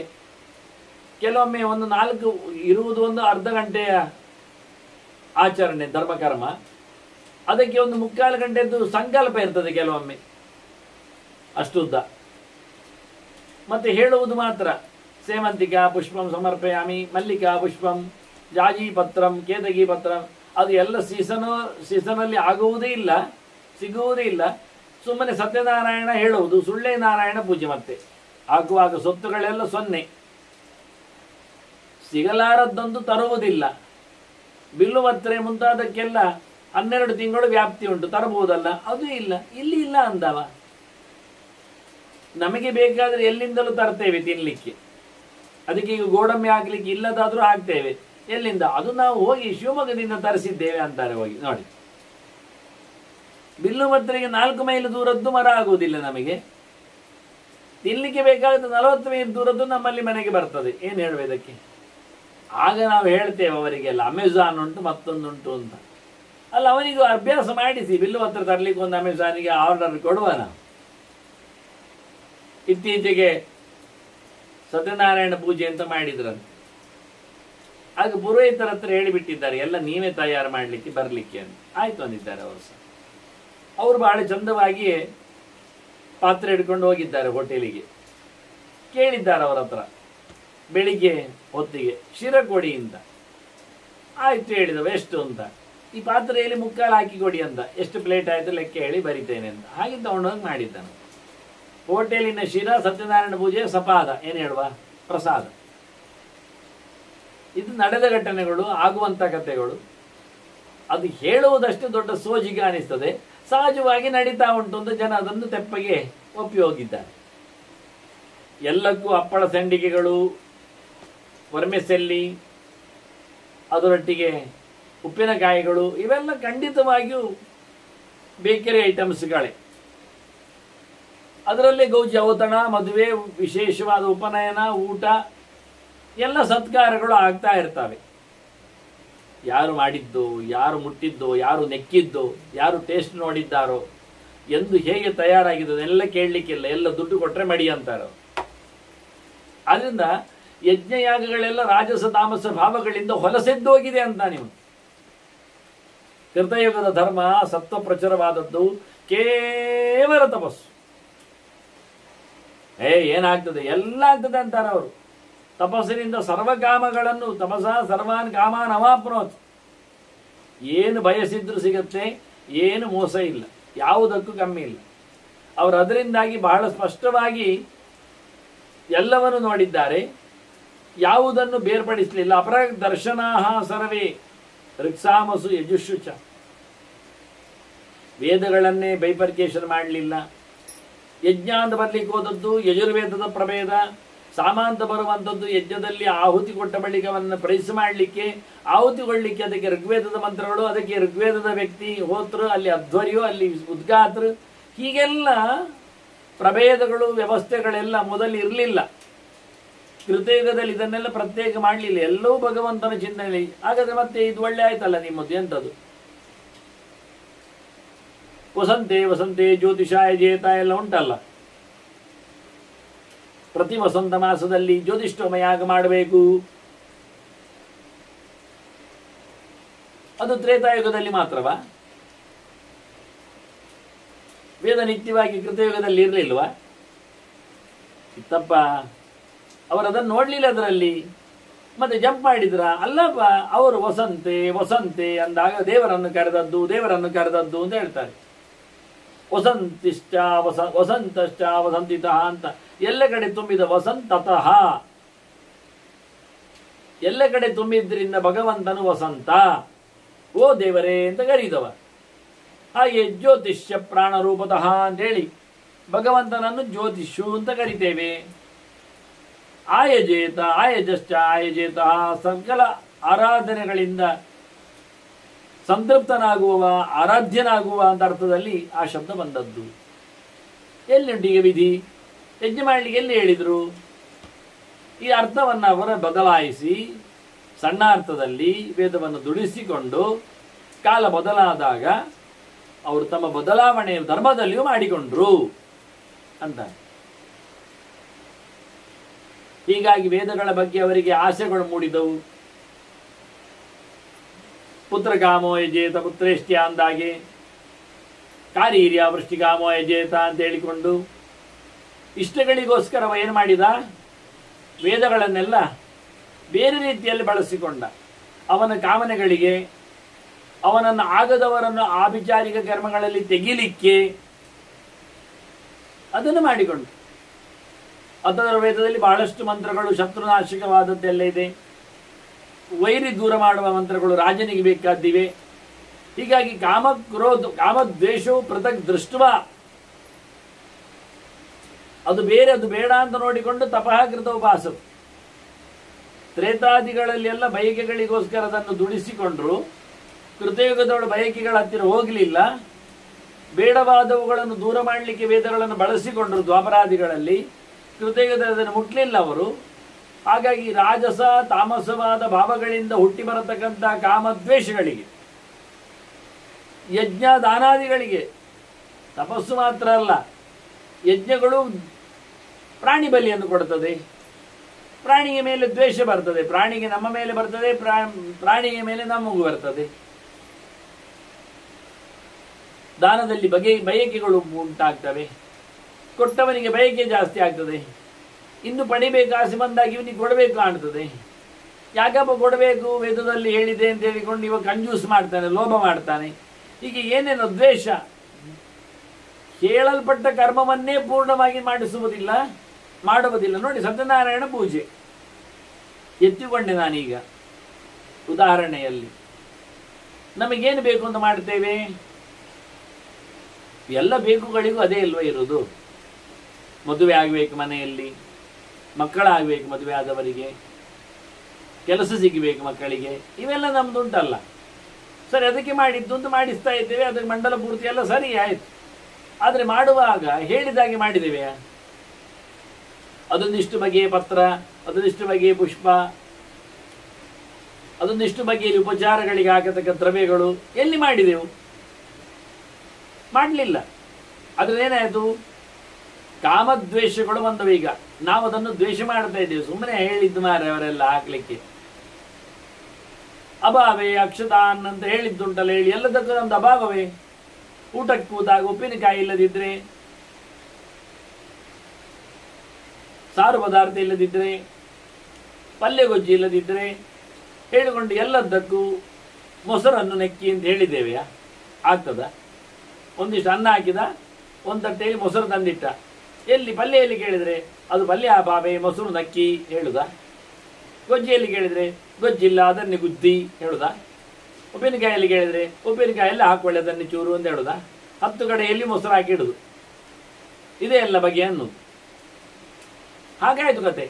ಸತ್ಯನಾರಾಯಣ ಪೂಜೆಗೆ ಅತಸಿ ಪುಷ್ಪಂ ಸಮರ್ಪಯಾಮಿ, ಕಲ್ಲಾರು ಪುಷ್ಪ ಎಲ್ಲ ಹೇಳ್ತಾ ಇದ್ದೇವೆ, ಹೆಸರು ಮಾತ್ರ ಹೇಳ್ತೇವೆ, ನಿಜವಾಗಿ ಪರಿಚಯ ಇರುವುದಿಲ್ಲ. ಇನ್ನೊಮ್ಮೆ ಹೇಳುವುದಾದ್ರೆ ಸಚಿತ್ರ ಸತ್ಯನಾರಾಯಣ ಪೂಜೆ ಮಾಡೋದು ಒಳ್ಳೆಯದು.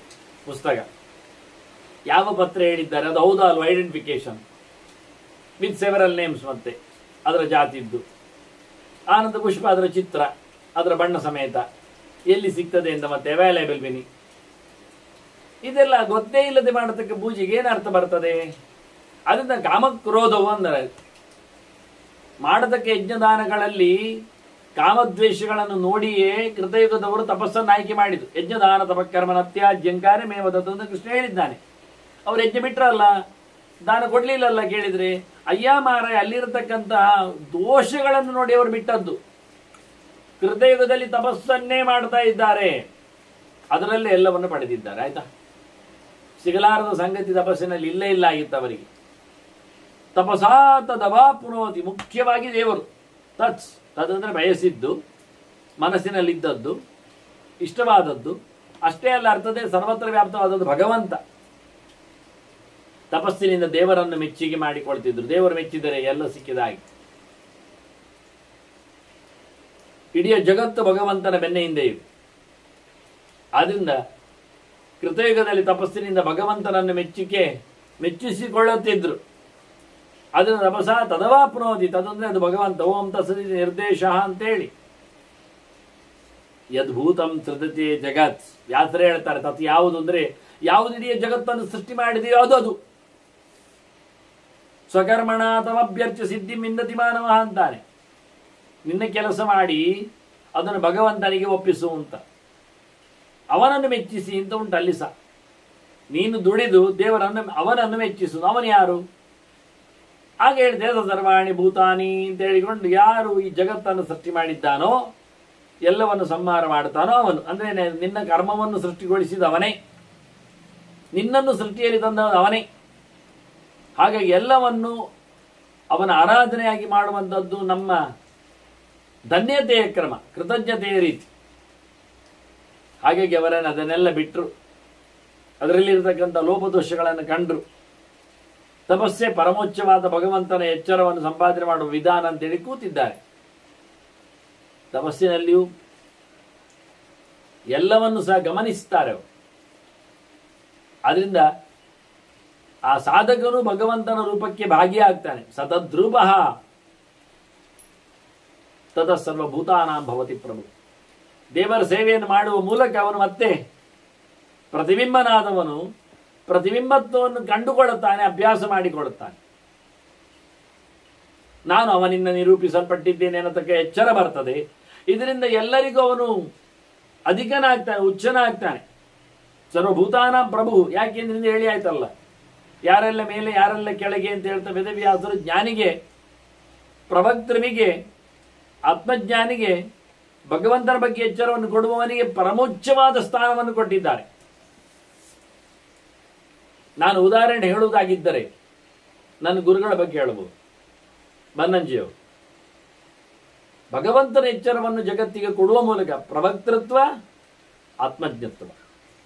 ಹೇಳುಗರು ಎಲ್ಲರೂ ಸಿಗ್ತಾರ್ರೀ. ಈಗ ಅವರ 90ರ ಪ್ರವೇಶ. ಹಾಗಾಗಿ ಮತ್ತೊಮ್ಮೆ ನೆನಪು, ಹೇಳುಗ ನೋಡಿ ಹೇಳಬೇಕು ಅಂತಿಲ್ಲ, ಕೇಳಿ ಹೇಳುತ್ತಾನೆ.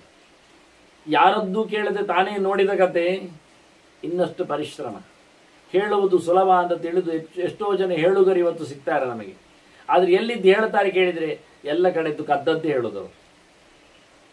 ಅವರಾಗಿ ನೋಡಿಕೊಂಡದ್ದಿಲ್ಲ, ಅವರಾಗಿ ಕಲಿತದ್ದಿಲ್ಲ. ತಾವಾಗಿ ಸ್ವಂತ ಕಲಿತು ಕಂಡು ಹೇಳುವ ಒಂದು ಚಾರಂ ಅದು ಬನ್ನಂಜಿಯವರದ್ದು. ಅದರಲ್ಲಿಯೂ ಶುದ್ಧ ಪಾಠಕ್ಕೆ ಮತ್ತೆ ಹೋಗಬೇಕು. ಎಲ್ಲರೂ ಇದ್ದದ್ದನ್ನೇ ನೋಡಿತ್ತು, ಇವರು ಇದ್ದದ್ದು ಸರಿಯಾ ಅಂತ ನೋಡಿ ಇಲ್ಲದ್ದನ್ನು ನೋಡಿ ಸರಿ ಮಾಡಿಕೊಂಡು ಹೋದದ್ದು.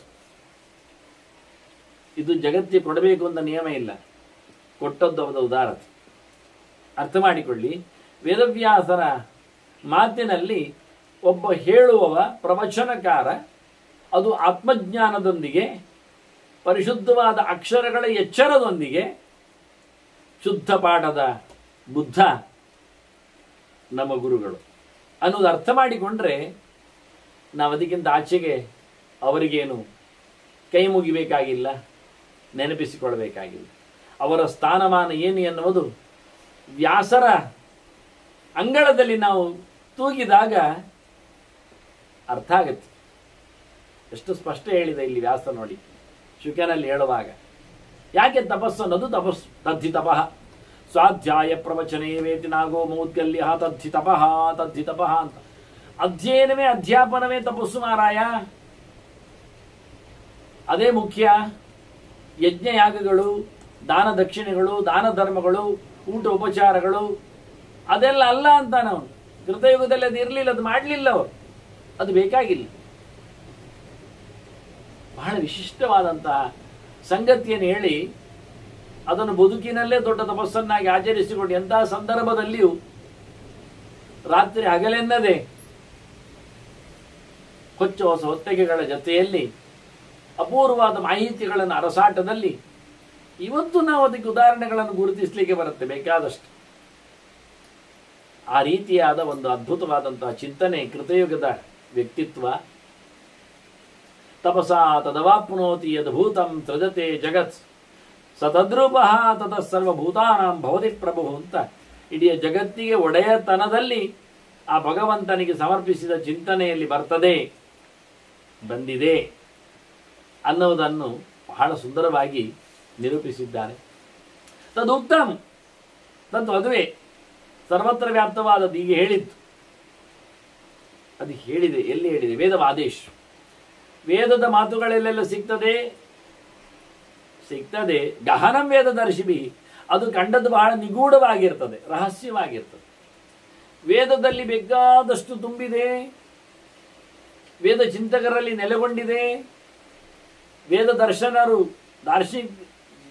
ಅದನ್ನು ಕಂಡವರು ಅದನ್ನು ಕಂಡಿದ್ದಾರೆ, ನಿಗೂಢವಾಗಿ ಕಂಡಿದ್ದಾರೆ, ರಹಸ್ಯವಾಗಿ ನೋಡಿದ್ದಾರೆ. ಗುಹಾ ಸಂತಮ್ಮ ದೈಶ್ವ ಮಥಾಯತಿ ಅಂತ ಹೇಳಿದಾಗೆ ಶಾಸ್ತ್ರದ ಗುಹೆಯಲ್ಲಿ ಅಡಗಿ ಕೂತ ಭಗವಂತನನ್ನು ಪ್ರಾಣತತ್ವ ಹೊರಗೆ ತರ್ತದೆ. ಎಲ್ಲಿ ನಿಗೂಢವಾದ ಬೆಂಕಿ ಇರ್ತದೆ, ಆ ಬೂದಿಯನ್ನು ಹಾರಿಸಬೇಕಾದ್ರೆ ಮೆಲ್ಲನೆ ಒಂದು ಗಾಳಿ ಹಾರಬೇಕು. ಹಾರಿದಾಗ ಆ ಗಾಳಿ ಬೂದಿಯನ್ನು ಕೆಡವಿ ಬೆಂಕಿಯನ್ನು ಪ್ರಜ್ವಲಿಸಿ ಅಲ್ಲಿದೆ ಬೆಂಕಿ ಎಂದು ತೋರಿಸಿಕೊಡುತ್ತದೆ. ಹೇಗೋ ಹಾಗೆ ಪ್ರಾಣ ಎಷ್ಟು ಚೆನ್ನಾಗಿ ಓಡಿ ಬಂದ, ಜ್ಞಾನದ ಅಗ್ನಿಯನ್ನು ಹೇಗೆ ಉರಿಸಿಬಿಟ್ಟ, ಬೆಳೆಸಿಬಿಟ್ಟ, ಇರುವ ದೋಷಗಳನ್ನು ಬೂದಿಯನ್ನು ಹೇಗೆ ಸಾವರಿಸ್ತಾನೆ. ಕ್ಷಣದಲ್ಲಿ ಅದರ ಅನುಭವವನ್ನು ಪಡೀಲಿಕ್ಕೆ ಬರುತ್ತೆ, ಪ್ರಾಣನ ಪ್ರವೇಶವನ್ನು ಮಾಡಿಕೊಳ್ಳಿಕ್ಕಾಗತ್ತೆ ಎಲ್ಲೆಂದರಲ್ಲಿ. ಹಾಗೆ ಅದ್ಭುತವಾದಂತಹ ರೋಚಕವಾದ ಸನ್ನಿವೇಶ ಚಿಂತನೆಗಳು, ಅಂತಹ ನಿಗೂಢವಾದ ಚಿಂತನೆ ವೇದಾಂತಗಳಲ್ಲಿ. ವೇದಾಂತೇಶು ಪುನರ್ವ್ಯಕ್ತಂ ಕ್ರಮಯೋಗೇನ ಲಕ್ಷ್ಯತೆ. ವೇದಾಂತದಲ್ಲಿ ಅದರ ಸ್ಪಷ್ಟತೆ ಕಾಣುತ್ತದೆ. ವೇದಾಂತ ಸೂತ್ರಗಳನ್ನು ವೇದವ್ಯಾಸರಿಗೆ ಕೊಡ್ಲಿಕ್ಕೆ ಹೋಗಿ ಬ್ರಹ್ಮಸೂತ್ರಗಳಿಂದ ಆ ಬ್ರಹ್ಮನನ್ನು, ವೇದಗಳಲ್ಲಿ ಬಂದದ್ದನ್ನು, ರಹಸ್ಯವಾಗಿ ಅಡಗಿ ಕೂತವನನ್ನು ಗಟ್ಟಿಯಾಗಿ ತೋರಿಸಿಬಿಟ್ಟಿದೆ, ಇಲ್ಲಿದ್ದಾನೆ ಅಂತ. ಶಬ್ದಗಳಲ್ಲಿ ಅದನ್ನು ಕಟ್ಟಿ ತೋರಿಸಿದ್ದಾರೆ. ಹೇಗೆ ಸಿಕ್ಕಿದದು ಕೇಳಿದರೆ ಕರ್ಮಯೋಗೇನ ಲಕ್ಷ್ಯತೆ ಅಂತಾನೆ. ಕ್ರಮಯೋಗೇನ ಲಕ್ಷ್ಯತೆ ಅಂತ, ಯೋಗಕ್ರಮದಲ್ಲಿ ಸಿಗ್ತದೆ ಅಂತ. ಸಂಯೋಗ ಕ್ರಮ, ಸಂಯೋಜನೆಯ ಕ್ರಮ, ಶಬ್ದಗಳಲ್ಲಿರತಕ್ಕಂಥ ಅರ್ಥಗಳ ವ್ಯವಸ್ಥೆಯನ್ನು ಬೌದ್ಧಿಕವಾಗಿ ಮಾಡಿಕೊಳ್ಳುವ ರೀತಿ ಅನೇಕ ಅರ್ಥಗಳಿಲ್ಲಿವೆ. ಕ್ರಮಯೋಗ ಅನ್ನೋದಕ್ಕೆ ಯೋಗಕ್ರಮ ಅಂತ ನಾನು ಅರ್ಥ ಹೇಳೋದಕ್ಕೆ. ಪದಕ್ರಮಗಳ ಸಂಯೋಗದೊಂದಿಗೆ ಯಾವ ಪದಗಳನ್ನು ಯಾವ ರೀತಿಯಲ್ಲಿ ಜೋಡಿಸಿದರೆ ಏನು ಅರ್ಥ ಬರುತ್ತೆ ಅಂತ. ಸಂಸ್ಕೃತೆ ನೈವ ಸಂಭಾಷಣೀಯಂ ಅಂತಾರೆ. ರಾಗಕ್ಕೆ ಅನುಗುಣವಾಗಿ ಪಿಚ್ಚು ಹೇಳಿ ಶಬ್ದವನ್ನು ಉಲ್ಲೇಖ ಮಾಡಿ ದೋಜಿ ಮಾಡ್ತಾರೆ. ಇದೆಂತ ಶಿಬಿರ ಕೇಳಿದರೆ ಅದು ಸಂಸ್ಕೃತ ಸಂಭಾಷಣೆ ಶಿಬಿರ ಅಂತಾರೆ. ಮತ್ತೆ ಅವರು ಏನು ಹೇಳ್ತಾ ಇದ್ದಾರೆ ಕೇಳಿದರೆ ಏನು ಅರ್ಥ ಕೇಳೋದು ನಾವು? ಸಂಸ್ಕೃತೆ ನೈವ ಸಂಭಾಷಣೀಯಂ, ಸಂಸ್ಕೃತೆ ನೈವ ಸಂಭಾಷಣೀಯಂ. ಎಲ್ಲಿಗೆ ನಿಲ್ಲಿಸಿದ್ದಾರೆ, ಏನು ಮಾಡಿದ್ದಾರೆ ಕೇಳಿದರೆ ಸಂಸ್ಕೃತೆ ನೈವ ಸಂಭಾಷಣೀಯಂ, ಸಂಸ್ಕೃತದಲ್ಲಿ ಮಾತಾಡಲೇಬಾರದು ಅವ್ರು ಹೇಳುವಂಥದ್ದು. ಅದನ್ನು ಒಟ್ಟು ಮಾಡಿದರೆ ಸಂಸ್ಕೃತೇನ ಏವ, ಸಂಸ್ಕೃತದಿಂದಲೇ ಸಂಭಾಷಣೆಯ ಮಾತಾಡ್ಲಿಕ್ಕೆ ಉಂಟು. ನೋಡಿ ಕ್ರಮ, ನೋಡಿ ಅಕ್ಷರದ ಕ್ರಮ, ಸ್ವರದ ಭಾರ ಒಂದೇ ವ್ಯವಸ್ಥೆಯನ್ನು ಹೆಚ್ಚು ಕಡಿಮೆ ಮಾಡುತ್ತದೆ, ತುಂಬ ತಿರುಗಿಸ್ತದೆ. ಆದ್ರಿಂದ ನೇದಂ ಯದಿದ ಉಪಾಸತೆ ಅಂತ, ತದೇವ ಬ್ರಹ್ಮತ್ವಂ ವಿದ್ಧಿ. ನೇದಂ ಅದೇ ದೇವರು ಅದಲ್ಲ, ಮತ್ತೆಂಥದ್ದು ಅದೇ ದೇವರು ಅದಲ್ಲ. ಯದಿದ ಉಪಾಸತೆ ನೀನು ಉಪಾಸನೆ ಮಾಡುವುದೇ.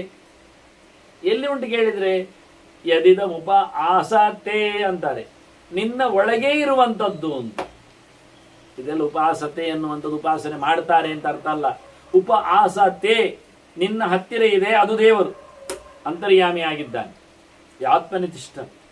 ಹೀಗೆ ವೇದಾಂತಗಳಲ್ಲಿ, ಉಪನಿಷತ್ತುಗಳಲ್ಲಿ, ಸೂತ್ರ ರಾಶಿಗಳಲ್ಲಿ ಭಗವಂತ ಬಹಳ ಚೆನ್ನಾಗಿ ಆ ಪದಕ್ರಮಗಳಿಂದ, ಅದರ ಸಂಯೋಜನೆಯಲ್ಲಿ, ನಮ್ಮ ಮನಸ್ಸಿನ ಸಂಬಂಧದಿಂದ ಏಕಾಗ್ರವಾದಂತಹ ಕಥೆಯಲ್ಲಿ ಯೋಗದ ಮಾರ್ಗದಲ್ಲಿ ಅರ್ಥ ಆಗ್ತದೆ ಅಂತಾರೆ.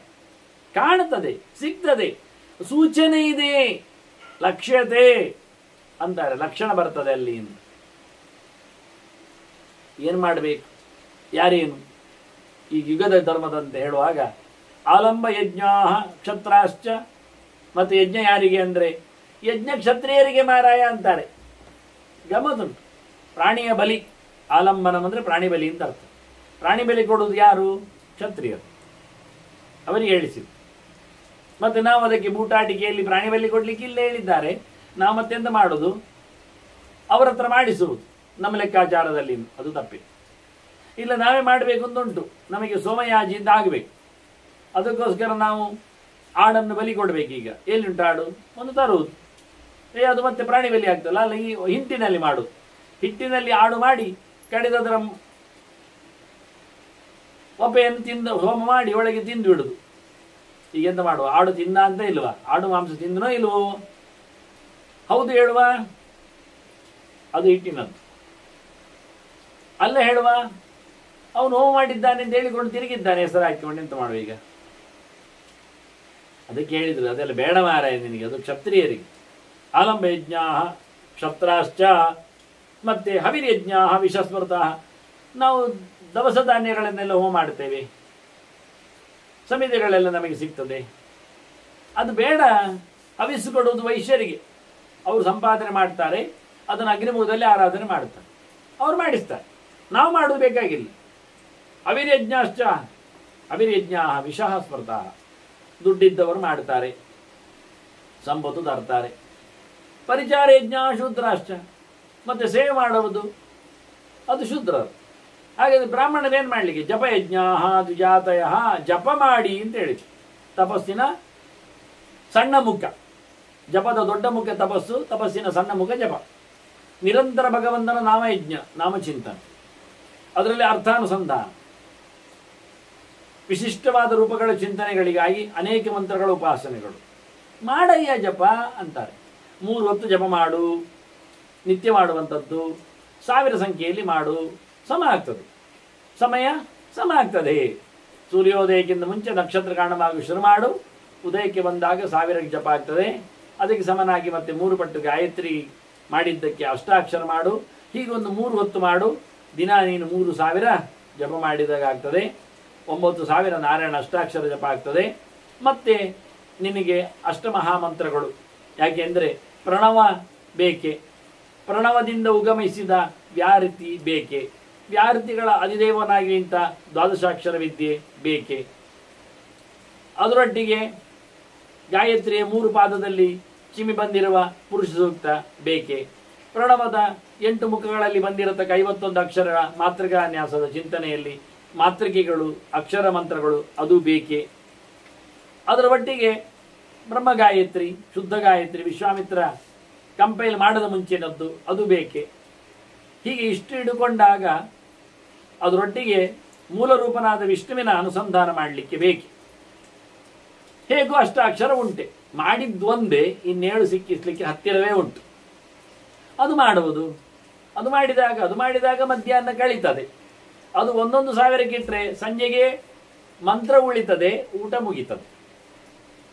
ಇನ್ನು ಬೇಕಿದ್ದರೆ ಮತ್ತಷ್ಟು ವೈಷ್ಣವ ಮಂತ್ರಗಳಿವೆ, ಭಗವಂತನ ಅವತಾರ ರೂಪಗಳಿವೆ. ವರಾಹ, ನರಸಿಂಹ, ವಾಮನ, ಪರಶುರಾಮ, ರಾಮ, ಕೃಷ್ಣ, ಇವೆಲ್ಲ ಬೇಡೇನು? ಚಿಂತನೆಗೆ ಹಯಗ್ರೀವ ಇದ್ದಾನೆ, ವ್ಯಾಸ ಇದ್ದಾನೆ, ಕಪಿಲ ಇದ್ದಾನೆ, ದತ್ತ ಇದ್ದಾನೆ, ಧನ್ವಂತರಿ ಇದ್ದಾನೆ, ಹಂಸ ಇದ್ದಾನೆ. ಇವರು ಇರಲಿ.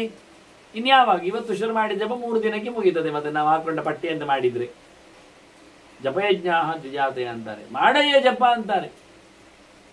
ಪ್ರಧಾನವಾದ ವಿಷಯ ಅಂತ ವೇದವ್ಯಾಸರು ಕೊಟ್ಟ ಸಂಗತಿ. ವಾಸ್ತವವಾಗಿ ಅಲ್ಲ, ಬೇರೆ ಎಲ್ಲ ಕೆಲಸ ಬೇಡ ಮಾರಾಯ. ಪರಿನಿಷ್ಠಿತ ಕಾರ್ಯೋ ಹಿ ಸ್ವಾಧ್ಯಾಯೇನ ದ್ವಿಜೋಪವೇದ್ ಕುರ್ಯಾದನ್ಯ ನಮ ಕುರ್ಯಾತ್ ಮೈತ್ರೋ ಬ್ರಾಹ್ಮಣ ಉಚ್ಯತೆ. ನೀನು ಒಳ್ಳೆ ರೀತಿಯಿಂದ ತಿಳಿದುಕೊಂಡು ಕೆಲಸ ಮಾಡಬೇಕು. ಅಧ್ಯಯನ ಮಾಡಿ ವೇದಾಂತಗಳನ್ನೆಲ್ಲ ಚಿಂತನೆ ಮಾಡಿ ಕೆಲಸ ಮಾಡಬೇಕು. ಹಾಗೆ ಕೆಲಸಕ್ಕೆ ಅರ್ಥ, ಕಲಿತ ನಂತರದಲ್ಲಿ ಕೆಲಸ. ಆಗ ನೀನು ಬ್ರಾಹ್ಮಣ. ನೀನು ಬೇಕಾದ್ರೆ ಏನು ಬೇಕಾದ್ರೆ ಮಾಡು ಬಿಡು, ಒಟ್ಟು ಜಪ ಅಂತೂ ಮಾಡು. 3 ಹೊತ್ತು ಮಿತ್ರ ದೇವತಾಕನಾಗಿ ನಾರಾಯಣನ ಚಿಂತನೆಯನ್ನು, ಸವಿತ್ರ ಮಂಡಲ ಮಧ್ಯವರ್ತಿ ನಾರಾಯಣನ ಚಿಂತನೆಯನ್ನು ನೀನು ಮಾಡು. ಅದು ಬಿಡಬೇಡ. ಅದರ ಬಗ್ಗೆ ಇನ್ನಷ್ಟು ಮಾತುಗಳನ್ನೆಲ್ಲ ಮುಂದೆ ಭೀಷ್ಮರು ಹೇಳುತ್ತಾರೆ ಉಳಿದಗಳಿಗೆ. ಈಗ ವ್ಯಾಸರು ಹೇಳುವುದಿಷ್ಟೇ. ಈಗ ಹೇಳಿಕೊಟ್ಟದ್ದು ಅವನಿಗೆ, ಶುಕನಿಗೆ ಹೇಳುವಾಗ ಮಾಡಲಿಕ್ಕುಂಟು. ಮೊದಲೆಲ್ಲ ಆಗಿದ್ದದು ತ್ರೇತಾದೌ ಸಕಲ ವೇದಾ ಯಜ್ಞಾ ವರ್ಣಾಶ್ರಮಾಸ್ತದ ಸಂರೋಧಾದ ಆಯುಷಸ್ತ್ವೇತೆ ವ್ಯಸ್ಯಂತೆ ದ್ವಾಪರ ಯುಗೆ. ಯುಗಕ್ಕೆ ಬಂದಾಗಿದ್ದೆಲ್ಲ ಸಣ್ಣದಾಗ್ತಾ ಬಂತು. ತ್ರೇತೆಯ ಆದಿ ಅಂದರೆ ಕೃತಯುಗದಲ್ಲಿ ಎಲ್ಲ ಒಂದೇ ಇತ್ತು. ತ್ರೇತಾಗೆ ಬಂದಾಗ 3 ಅಗ್ನಿಗಳಾದವು, ಹೋಮ ಹವನಗಳಿಗೆ ಇಂಬು ಬಂತು. ಅಲ್ಲಿಂದ ದ್ವಾಪರಕ್ಕೆ ಬಂದಾಗ ಅವರಿಗೆ ಆಯುಷ್ಯ ಬೇಗ ಹೋಗ್ತದೆ ಹೇಳಿಕೊಂಡು ಎಲ್ಲ ಬೇಗ ಶುರು ಮಾಡಿತು. 16 ವರ್ಷದ ಯಜ್ಞ ಎಲ್ಲ ಒಂದೇ ದಿನಕ್ಕೆ ಬಂದು ಉಳಿದವು. ಕಲಿಯುಗದಲ್ಲಿ 1 ಗಂಟೆಗೆ ಬಂದು ಕೂತಿದೆ. ಎಲ್ಲ ಒಮ್ಮೆಲೆ ಬರ್ತಾನೆ ಅವನು. ಎಂಥದ್ದು ಹೇಳುದು, ಒಂದು ತರ್ತಾನೆ ಬಟ್ಟಲಿನ ಹಾಗೆ, ಬರುವಾಗಲೇ ಸಮಿತಿಯು ತರ್ತಾನೆ, ಬೆಂಕಿ ಬೆಟ್ಟಿಗೆಯೂ ತಂದಿರ್ತಾನೆ, ಬತ್ತಿಯೂ ತಂದಿರ್ತಾನೆ, ಅಲ್ಲಿಯೇ ಬೆಂಕಿ ಮಾಡ್ತಾನೆ. ಈಗ ಶ್ರೋತ್ರಿಯ ಮನೆಯಿಂದ ತರುವುದೆಲ್ಲ ಇಲ್ಲ, ಬೆಂಕಿ ಬೆಟ್ಟಿಗೆ ಬೆಂಕಿ. ಅಲ್ಲೇ ಬೆಂಕಿ ಹೊತ್ತಿಸ್ತಾನೆ, ಅಲ್ಲೇ ಅದಕ್ಕೆ ಆಹುತಿ ಕೊಡ್ತಾನೆ. ಅದೇ ಟ್ರೇನ್ ಅಲ್ಲೇ ಒಂದು ಬದಿಯಲ್ಲಿ ಮತ್ತೆ ಮುಗಿಸಿ ಚೆಲ್ಲಿ ಶುದ್ಧ ಮಾಡಿ ತಂದು ಬಿಡ್ತಾನೆ. ಇವ ಅಡುಗೆಯವರು ಹೋಗುವ ಹಾಗೆ ಲಟ್ಟಣಿಗೆ ತಗೊಂಡು ಹೋಗಬೇಕು, ಇಡಿಸುಡಿಯು ತಗೊಂಡು ಹೋಗಬೇಕು, ಹಿಟ್ಟು ಕಲಸಿಯು ತಗೊಂಡು ಹೋಗಬೇಕು, ಎಣ್ಣೆ ಪಾತ್ರೆ ತಗೊಂಡು ಹೋಗಿ, ಗ್ಯಾಸ್ ಸ್ಟವ್ ತಗೊಂಡು ಹೋಗಬೇಕು, ಮಿಕ್ಸಿ ತಗೊಂಡು ಹೋಗ್ಬೇಕು. ಹೇಳಿದ ಹಾಗೆ ಈ ಪುರೋಹಿತ ಎಲ್ಲ ತಗೊಂಡು ಹೋಗ್ಬೇಕು. ದರ್ಬೆ, ಸಮಿದೆ, ಆಹುತಿ ದ್ರವ್ಯ, ಆ ಚಟ್ಟಿ ಎಲ್ಲ ಬೇಡದಿದ್ದ ಕೆಲಸ. ಅದೇ ಹೇಳ್ತಾನೆ, ಯಾಕೆಂದ್ರೆ ಬಂದ ಯುಗಕ್ಕೆ ಬಂದಾಗ ಹಾಗೆ ಆಗ್ತಾ ಬಂದಿದೆ. ದ್ವಾಪರೇ ವಿಪ್ಲವಯಾಂತಿ ವೇದಾಹ ಕಲಿಯುಗೆ ತಥಾ ದೃಶ್ಯಂತೆ ನಾಪಿ ದೃಶ್ಯಂತೆ ಕಲೇರಂತೆ ಪುನಕ್ಕಿಲ. ವೇದಗಳು ಕಾಣುವುದಿಲ್ಲ, ಧರ್ಮಗಳು ಕಾಣುವುದಿಲ್ಲ. ಕಲಿಯುಗಕ್ಕೆ ಬಂದಾಗ ಎಲ್ಲ ಸೊನ್ನೆ ಆಗ್ತದೆ. ಉತ್ಸೀದಂತಿ ಸ್ವಧರ್ಮಾಶ್ಚ ತತ್ರ ಅಧರ್ಮೇಣ ಪೀಡಿತ. ಏನು ಮಾಡುವ, ಯಾವುದು ಇಲ್ಲ ಆಗ್ತದೆ, ಹಾಳಾಗಿ ಹೋಗ್ತದೆ ಅಂತ. ಹಾಳಾಗುವ ಪಟ್ಟಿಗಳ ಬಗ್ಗೆ ಒಂದಿಷ್ಟು ಮಾತನ್ನು ಮತ್ತೆ ವೇದವ್ಯಾಸರು ತಿಳಿಸ್ತಾರೆ. ಅದನ್ನು ಮತ್ತೆ ಸೇರಿದಾಗ ಚಿಂತನೆ ಮಾಡುವ.